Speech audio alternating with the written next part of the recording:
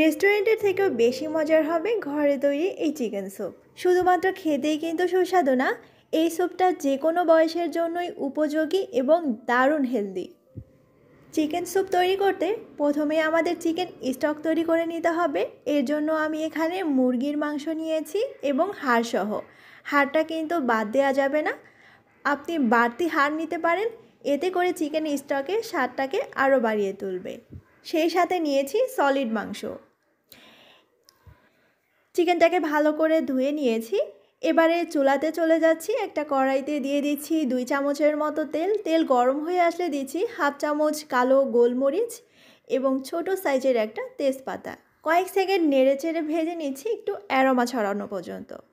তারপরে চিকেনগুলো দিয়ে দিচ্ছি। চিকেনটা দেওয়ার সাথে সাথেই কিন্তু উল্টানো যাবে না, এক পাশ লাল হওয়া পর্যন্ত ভেজে নিব আর তারপরে উল্টে দিব। আর এইভাবে করে চিকেন স্টক তৈরি করলে চিকেন স্টকের টেস্টটা অনেক বেশি ভালো আসবে। ভাজা একটা ফ্লেভার এবং টেস্ট কিন্তু যুক্ত হবে এই স্যুপের সাথে। এবারে পানি দিয়ে দিচ্ছি এবং পরিমাণটাও বলে দিচ্ছি কতটুকু দিব। আমি এরকম বাটির 4 বাটি স্যুপ রান্না করব, তার জন্য পানি দিয়েছি 6 বাটি। অর্থাৎ আপনি যদি 2 বাটি স্যুপ রান্না করেন সেক্ষেত্রে 3 বাটির মতো পানি দিবেন। আশা করি পরিমাপটা বুঝতে পেরেছেন। চুলার জালটা হাই হিটে রেখে আমি 10 মিনিটের মতো জাল করে নিচ্ছি। কিছুক্ষণ জাল করে নেওয়ার পরে দেখতে পাবেন এরকম উপর দিয়ে ফেনার মতো উঠে এসেছে। আর এটা কিন্তু অবশ্যই চামচ দিয়ে তুলে ফেলে দিতে হবে। তারপরে চুলার জালটা কিছুটা কমিয়ে দিয়ে ঢাকনা দিয়ে আরও 10 মিনিটের মতো জাল করে নিচ্ছি। আর তারপরে চিকেনগুলো তুলে রাখছি।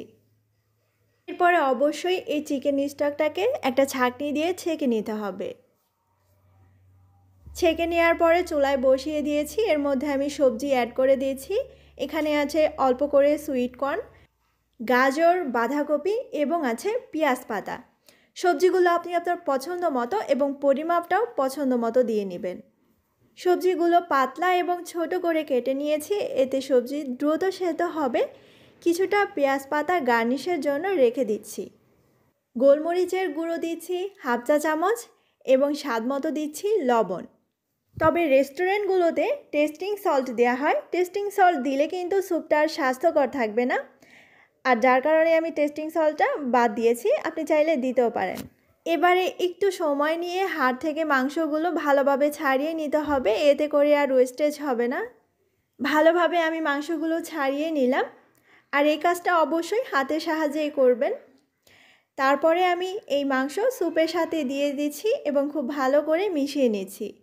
এবারে ঢাকনা দিয়ে এই সবজিগুলো সেদ্ধ হওয়া পর্যন্ত জাল করে নেব। সবজি সেদ্ধ হতে খুব একটা সময় লাগবে না।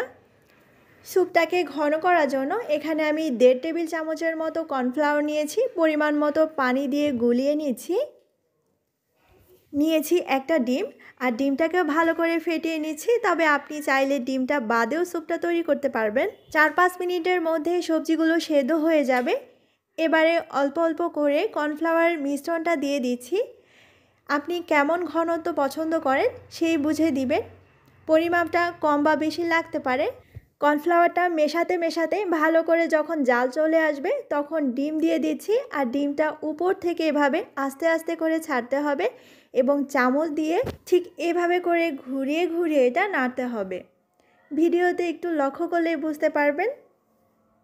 এবারে স্যুপে ভালো করে একটা বলক চলে আসলেই কিন্তু স্যুপটা একদম রেডি। নামানোর আগে কিছু কাঁচামরিচ এবং পেঁয়াজ পাতা দিয়ে দিয়েছি।